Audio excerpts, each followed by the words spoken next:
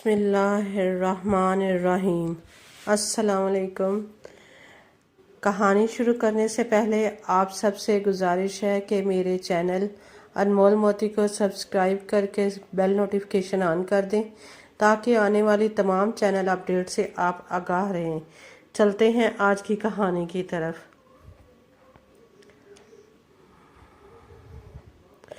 ان دنوں میرے شوہر کراچی میں مجسٹریٹ لگے ہوئے تھے۔ ان کے پاس ایک کیس آیا جس کا انہوں نے فیصلہ سنانا تھا۔ یہ 5 برس سے بیاہتا ایک جوڑا تھا۔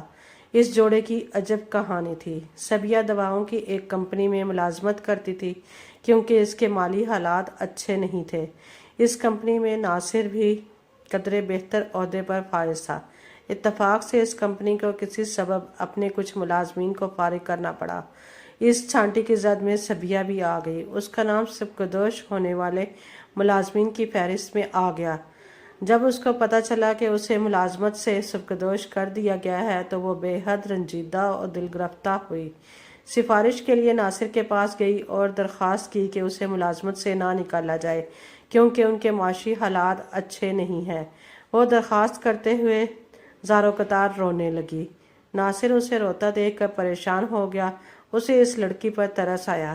اس نے کہا کہ میں وعدہ نہیں کر سکتا کہ تم کو کمپنی کے اس فیصلہ سے بچا سکوں۔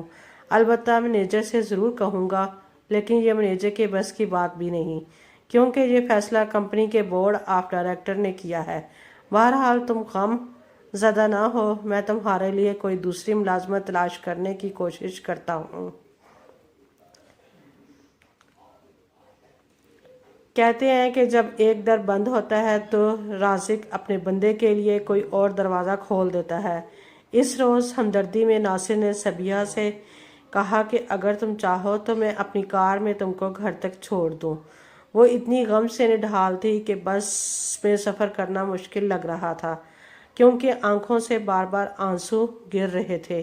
ناصر نے صبیہ کو گھر ڈراپ کر دیا، پھر تمام رات اسی کے بارے میں سوچتا رہا کہ وہ بیچاری نہ جانے کتنی مجبور ہے جو ملازمت جانے سے اس قدر اپسیٹ ہو گئی ہے۔ مجھے ضرور اس کے لیے کچھ نہ کچھ کرنا چاہیے۔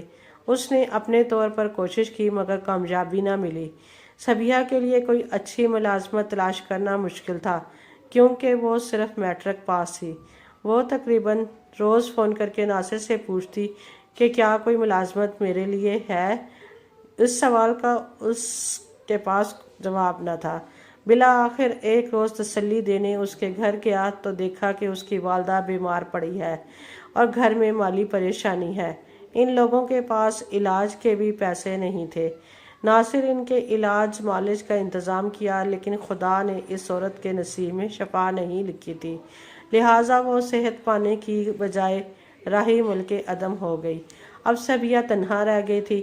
اس کی ایک بڑی بہن شادی شدہ اپنے گھر میں رہتی تھی اور یہ ماں کے ساتھ سہارے زندگی بسر کر رہی تھی۔ ان حالات کو دیکھتے ہوئے ناصر کی ہمدردی محبت میں بدل گئی۔ صبیہ تھی بھی خوبصورت، بس اس نے سوچا کہ مجھے شادی تو کرنی ہی ہے، کیوں نہ صبیہ سے ہی کر لوں۔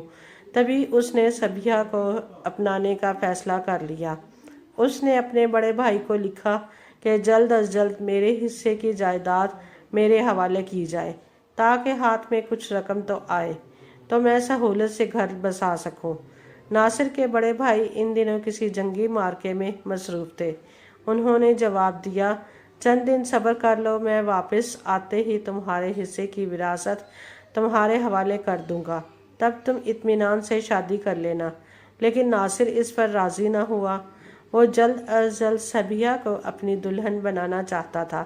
اس نے بھائی کو مجبور کیا تو بھائی نے اپنے بینک میں پڑی کل جمع پونجی اس کے کھاتے میں ٹرانسفر کر دی اور کہا کہ جب ملیں گے حساب کر لیں گے۔ ناصر نے اس رقم سے چھوٹا سا بنگلہ اور باقی رقم سے بانڈز خرید لیے کہ شاید کچھ نہ کچھ انعام تو نکلے گا۔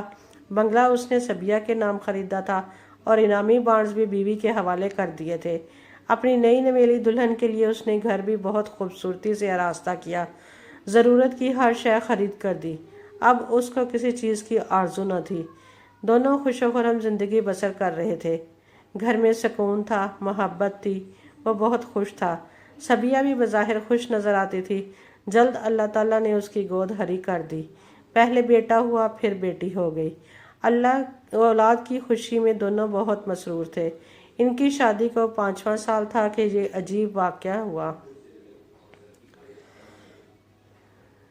ایک منحوس دوپہر کو اتفاق سے وہ آفس سے جلد گھر آ گیا۔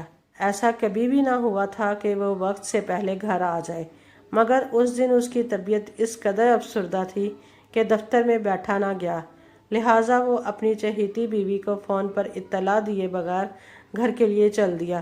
گھر پہنچا تو وہاں بالکل سناٹا تھا۔ صبیہ گھر میں کہیں نظر نہ آئی۔ تبھی وہ بیڈ روم میں گیا۔ دروازہ بھڑا ہوا تھا۔ اس نے کھڑکی سے جھانکا اور ایسا منظر دیکھا جس کو دیکھنے کی اس میں تاب نہیں تھی۔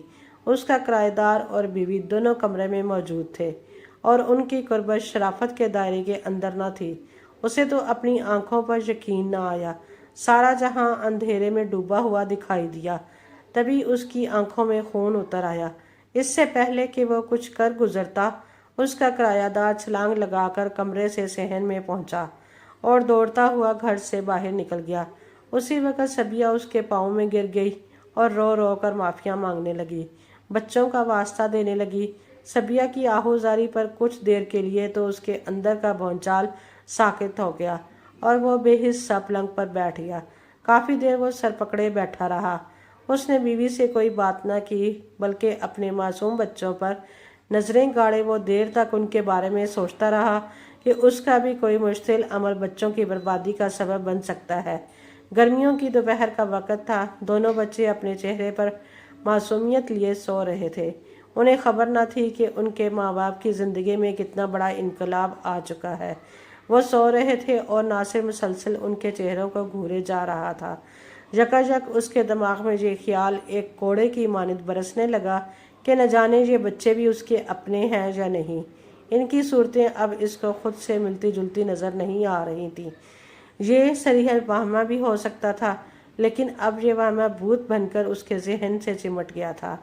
اس کے بعد جو ہونا چاہیے تھا وہی ہوا، یعنی دونوں میں روز جھگڑا رہنے لگا۔ بات یہ تھی کہ آنکھوں دیکھی مکھی نگلنا اس کے بس کی بات نہ تھی، اور بیوی چاہتی تھی کہ اس کا چاہنے والا شوہر اس واقعے کو ایک بھیانک خواب سمجھ کر بھلا دے اور اس سے پہلے جیسا محبت بھرا سلوک کرنے لگے جو اس کا وتیرہ تھا۔ نہ جانے اس روز کسی بات پر جھگڑا شروع ہوا، لیکن جھگڑے کی اصل جڑ وہی تھی کہ صبیہ اپنے پیارے شوہر سے بے وفائی کی مرتکب ہوئی تھی۔ ناصر کو کسی نے بہکایا نہ تھا، نہ کسی نے اس کی شکایت کی تھی، بلکہ سب کچھ اس نے اپنی آنکھوں سے دیکھا تھا۔ یہ تکلیف دہ نظارہ اس کی آنکھوں میں یوں ہر روز جلتا تھا جیسے تنور میں خشک لکڑیاں جلتی ہیں۔ دونوں اپنے دو منزلہ بنگلے کی چھت پر بیٹھے تھے۔ بچے پاس ہی کھیل رہے تھے۔ جھگڑے کی وجہ کوئی دوسری تھی، لیکن موضوع گفتگو پھر وہی کرایہ دار بن گیا جو ان کے بنگلے کے گراؤنڈ فلور پر 4 برس سے رہتا تھا۔ اب روپوش ہو گیا تھا۔ بات بڑھی، دونوں نے اونچی آواز میں بولنا شروع کر دیا۔ پھر نوبت ہاتھا پائی تک پہنچ گئی۔ بقول ایک پڑوسی اس کو یکلخت ایک معصوم چیخ سنائی دی۔ تبھی 3 برس کا ننھا بچہ بنگلے کی چھت سے نیچے آ رہا۔ اس نے چند گھنٹے موت و زیست کی کشمکش میں مبتلا رہنے کے بعد دم توڑ دیا۔ میرے میاں ان دنوں بھی کراچی میں مجسٹریٹ لگے۔ جب یہ صبیہ نامی عورت اپنے شوہر کے خلاف پرچہ درج کرانے کے بعد ان کے روبرو پیش ہوئی تھی۔ پرچے میں درج کیا گیا تھا کہ شوہر کے ساتھ تنازع کے دوران اشتعال میں ناصر نے اپنے 3 سال کے بچے کو اٹھا کر بنگلے کی چھت کے نیچے پھینک دیا تھا۔ اپنے معصوم بچے کا قاتل صبیہ نے اپنے شوہر کو ٹھہرایا تھا، کیونکہ اس کا شک تھا کہ بچے اس کے نہیں ہیں، جبکہ ناصر کا کہنا یہ تھا کہ یہ بچہ اس نے نہیں پھینکا، وہ خود گر گیا تھا۔ حالانکہ ناصر کے خلاف اس کے اپنے بچے کے قتل کا مقدمہ درج ہو گیا تھا۔ 3 سال تک وہ جیل میں رہا، پیشیاں ہوتی رہیں۔ بالآخر عدم ثبوت کی بنا پر عدالت سے بری کر دیا گیا۔ بری ہونے کے بعد وہ گھر نہیں گیا۔ اس نے بیوی کو طلاق بھی نہیں دی۔ عرصہ تک ادھر ادھر مارا پھرتا رہا۔ بیوی ابھی تک اس کے خریدے ہوئے بنگلے میں بچی کے ساتھ رہ رہی تھی۔ آخر دوستوں نے سمجھایا کہ اگر بیوی کو طلاق نہیں دیتے تو بہتر ہے صلح کی کوئی صورت نکال لو تاکہ تم بھی در بدر نہ پھرو اور صبیہ بھی تمہاری منکوحہ ہوتے ہوئے اپنی منمانی نہ کر سکے۔ ناصر اپنی بیٹی کے لیے اداس تھا، اسے بیٹی بنا ایک پل چین نہیں تھا۔ جو ہی وہ گھر گیا بچی ابو ابو کہتی اس کی ٹانگوں سے لپٹ گئی۔ صبیہ بھی خوب پھوٹ پھوٹ کر روئی، وہ خود بھی روتا رہا۔ اس کے بعد یہ دونوں میاں بیوی بیٹی کی خاطر پھر سے ساتھ رہنے لگے۔ 2 ماہ بھی چین سے نہ گزرے ہوں گے کہ ماضی کی بلا جاگ اٹھی، اس نے ناصر کی نیندیں اچاٹ کر دیں۔ صبیہ بھی چکنی تھی، جانتی تھی اس کے شوہر نے جو کچھ اپنی آنکھوں سے دیکھا ہے وہ بھلا نہیں جا سکتا، کسی بھی دن کچھ نہ کچھ ہو کر رہے گا۔ ناصر کی عادت تھی رات کو اسے پیاس لگتی تھی، وہ آدھی رات کو اٹھ کر پانی ضرور پیتا تھا۔ اس کی بیوی ہمیشہ جگ میں پانی بھر کر اس کے بستر کے قریب ایک تپائی پر رکھ دیتی تھی۔ یہ معمول کی بات تھی تاکہ ناصر کو پیاس لگے تو وہ ہاتھ بڑھا کر پانی پی لے اور اسے کچن میں نہ جانا پڑے۔ اس رات 10 بجے صبیہ نے شوہر سے کہا، مجھے پیاس لگی ہے، آپ کی طرف پانی رکھا ہے، ذرا مجھے دینا۔ اس نے تپائی پر دھرا جگ اٹھایا اور گلاس میں پانی بھر کر بیوی کو دیا۔ وہ لیٹی ہوئی تھی، پانی پینے کو اٹھ کر بیٹھ گئی۔ اس نے گلاس لبوں سے لگایا ہی تھا کہ اس کی چیخ نکل گئی۔ پانی کی جگہ کوئی ایسا سیال گلاس میں تھا کہ اس کے ہونٹوں کو چھوتے ہی لب جل اٹھے۔ ناصر نے پوچھا، کیا ہوا؟ وہ مشکل اتنا بول پائی کہ بتی جلاؤ، تم نے کیا دے دیا ہے؟ ناصر نے بتی روشن کر دی۔ گلاس صبیہ نے پھینک دیا تھا اور تکلیف سے بلبلاتے ہوئے کہہ رہی تھی، یہ تم نے کیا ظلم کیا؟ پانی کی جگہ تیزاب دے دیا کیا؟ ناصر تم کتنے سنگ دل ہو، کیا مجھے مارنا چاہتے ہو؟ وہ بری طرح رو رہی تھی۔ میں نے تمہیں تیزاب نہیں دیا، پاگل ہو گئی ہو کیا؟ مکار عورت، پانی تو تم نے ہی بھر کر جہاں رکھا تھا، اب اس میں کیا تھا؟ مجھے کیا معلوم؟ یہ کہہ کر اس نے جگ اٹھا کر دیکھا، دوسرا گلاس اٹھا لایا، اس سے پانی انڈیل کر دیکھا تو اس میں تو پانی ہی تھا، لیکن پہلے والے گلاس میں پہلے سے کچھ سیال بھرا ہوا تھا اور اس نے وہ اٹھا کر بیوی کو دے دیا تھا۔ شاید اسی میں پانی کے علاوہ کوئی سیال تھا، تبھی تو اسے ہونٹوں سے چھوتے ہی صبیہ شدید تکلیف کا اظہار کر رہی تھی۔ تم نے خود گلاس میں پہلے سے تیزاب ڈال کر رکھ دیا تھا تاکہ جب میں رات کو اسے اٹھا کر پیوں تو میری موت واقع ہو جائے اور تم آزاد ہو کر اپنی منمانی کرو اور کسی اور کے ساتھ مرضی کی زندگی بسر کر سکو۔ یہ غلط ہے۔ وہ بول نہ پا رہی تھی، پھر بھی بولنے پر مجبور ہوئی۔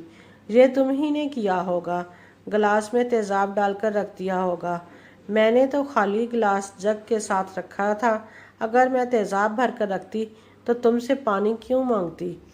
اب مجھے ہسپتال تو لے چلو، مارے تکلیف کے مری جا رہی ہوں۔ تم مجھ سے کوئی بھیانک انتقام لینے پر تلے ہوئے۔ وہ کہتی تھی کہ تم کو مجھ پر شک تھا کہ یہ بچے تمہارے نہیں ہیں، تبھی معصوم بیٹے کو بھی اٹھا کر نیچے پھینک دیا تھا۔ ناصر غصے میں دیوانہ ہو گیا، بولا، بیٹے کو میں نے نہیں پھینکا، ہمارے جھگڑے کے شور کی وجہ سے وہ ڈر کر بھاگا تھا اور منڈیر سے نیچے گر گیا تھا۔ ہرگز نہیں، صبیہ چلائی، تم کو میں نے خود اس کو اٹھا کر نیچے پھینکتے ہوئے دیکھا تھا، ایسے ہی جیسے آج تم مجھ پر تیزاب پھینکنے والے تھے۔ ناصر یہ بات سن کر آپے سے باہر ہو گیا اور کہا کہ میں آج تک گھر میں تیزاب لایا ہی نہیں، یہ تم ہی ہو جس نے تیزاب کا بندوبست کیا ہے۔ تبھی ناصر نے گھر کی تلاشی لی اور اسے اسٹور میں ایک بوتل ملی جس میں تیزاب موجود تھا۔ اب وہ بوتل دونوں کے درمیان وجہ تنازع بنی۔ بیوی کہتی تھی کہ یہ تم گھر لائے ہو مجھ پر پھینکنے کے لیے، اور شوہر کا کہنا تھا تم اسے مجھے پلانا چاہتی تھی، تم ہی نے اپنے دیرینہ آشنا سے منگوائی ہے، اگر تم کہتی ہو کہ میں لایا تو پھر یوں ہی سہی۔ یہ کہہ کر اس نے تیزاب صبیہ پر گرا دیا۔ بوتل میں تیزاب کم تھا لہٰذا وہ زیادہ جلنے سے بچ گئی، البتہ اس کے بازوں کی کھال ادھڑ گئی اور کچھ چھینٹے بیٹی پر پڑے۔ جس کی وجہ سے اس کی آنکھ ضائع ہو گئی، مگر ماں اور بیٹی کے چہرے بچ گئے۔ دونوں ہسپتال میں داخل رہیں۔ صبیہ نے بیان دے کر شوہر پر ایک بار پھر پرچہ کرا دیا کہ اس نے مجھے اور بچی کو ہلاک کرنے کا منصوبہ بنایا تھا۔ ناصر ایک بار پھر جیل چلا گیا۔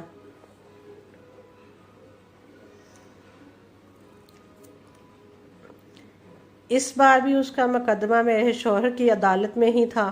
ناصر کی حالت قابل رحم تھی، میلا کچیلا لباس اور بال پاگلوں جیسے۔ میرے شوہر نے اس کو دلاسا دیا اور نرمی سے پیش آئے، کیونکہ صبیہ خود کہتی تھی کہ پانی کا جگ اور گلاس اسی نے تپائی پر رکھے تھے، لیکن شوہر نے جگ سے پانی نہیں دیا بلکہ گلاس میں تیزاب ڈال کر اسے دیا۔ سوال یہ تھا کہ اس نے شوہر سے پانی کیوں مانگا؟ تاہم غمزدہ شوہر کی حالت بھی قابل رحم تھی۔ اسی سبب پولیس بھی اس کے ساتھ سختی سے پیش نہ آ رہی تھی تاکہ وہ نارمل حالت میں نہ آ جائے۔ اس کے ساتھ محبت بھرے رویے سے پیش آنے کی وجہ سے وہ رفتہ رفتہ نارمل ہوا۔ بہرحال مقدمہ چلا، مگر عدم ثبوت کی بنا پر اس بار بھی کچھ عرصہ جیل رہنے کے بعد اسے بری کر دیا گیا اور مقدمہ خارج ہو گیا۔ اس کے بعد وہ صبیہ کی جانب کبھی نہیں گیا۔ اس نے ایک معمولی ملازمت ڈھونڈ لی۔ بیوی نے بنگلے کا نچلا حصہ دوبارہ کرائے پر اٹھا دیا اور اس کی آمدنی سے گزر بسر کرنے لگی۔ ناصر پر حیرت ہے کہ اس نے صبیہ کو پھر بھی طلاق نہیں دی، لیکن وہ اس سے ملتا بھی نہیں تھا اور نہ ہی اپنی بیٹی سے ملنے جاتا تھا۔ البتہ کبھی کبھی ہمارے گھر میر صاحب سے ملنے آ جاتا تھا۔ اس کو ان سے عقیدت سی ہو گئی تھی۔ وہ یہی کہتا تھا، نہ تو میں نے اپنا بچہ چھت سے گرایا تھا اور نہ گلاس میں تیزاب رکھا تھا۔ بہرحال یہ معمہ حل نہ ہو سکا کہ واقعی بچہ خود گرا تھا یا اسے کسی نے گرایا تھا، اور گلاس میں تیزاب کہاں سے آیا، جبکہ جگ میں تو پانی ہی تھا۔ بعض کیسز ایسے ہوتے ہیں کہ سنگین ہونے کے باوجود چونکہ کوئی عینی شاہد نہیں ہوتا، سو عدم ثبوت کے باعث ان کو خارج کر دیا جاتا ہے، اور جس ملزم پر شک کبھی بھی ہو تو اسے پکڑا نہیں جا سکتا اور نہ سزا دی جاتی ہے۔ یہ تو ایک کیس تھا، ایسے ہزاروں کیس ہوں گے کہ قاتل کو سزا نہ ملی۔ گرچہ واقعات روز روشن کی طرح عیاں ہیں، مگر عدم ثبوت کا فائدہ دے کر اس کو بری کر دینا پڑا۔ تبھی کہتے ہیں کہ قانون اندھا ہوتا ہے، کیونکہ اس کی آنکھیں نہیں ہوتی۔